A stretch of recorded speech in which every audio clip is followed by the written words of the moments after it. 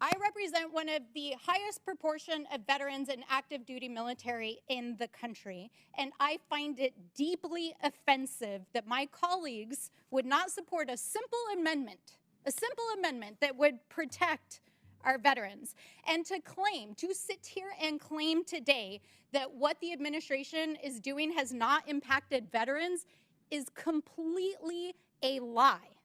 Because I can tell you that 3 weeks ago, veterans who work for the VA showed up on Monday after Elon Musk, not even the VA, issued a mass firing of probationary staff on a Friday afternoon, and people showed up to their jobs at veterans, hospitals, and administration offices across the country and couldn't even get into their emails because they were locked out.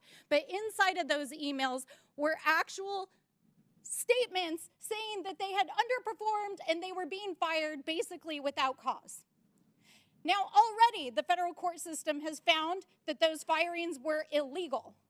So you can't sit here today and pretend like the actions of the administration have not impacted our veterans and the VA system, because that is a lie. That is a bold-faced lie. Secondly, last week, before we went home, the Republicans passed a CR that underfunded the PACT Act. We passed the PACT Act a couple of years ago to expand health care to the VA system to 3 million veterans who were impacted by burn pits, Agent Orange, and other toxins over the course of their service. This was the largest expansion of VA benefits since World War II. And you underfunded it in your own continuing resolution. And I'm sorry, if you were actually holding town halls and actually listening to your constituents, you would know that our veterans across the country are pissed as hell. You are not representing the interests of our veterans. Third, under the auspices of your DEI order,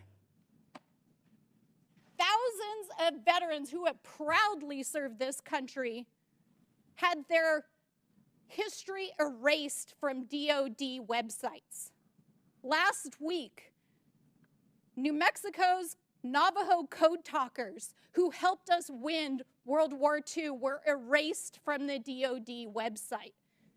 Tuskegee Airmen, thousands of instances of people of color, women, LGBT service members who proudly gave their lives and served this country were erased from the DoD website. And finally, you want to talk about impacts to veterans?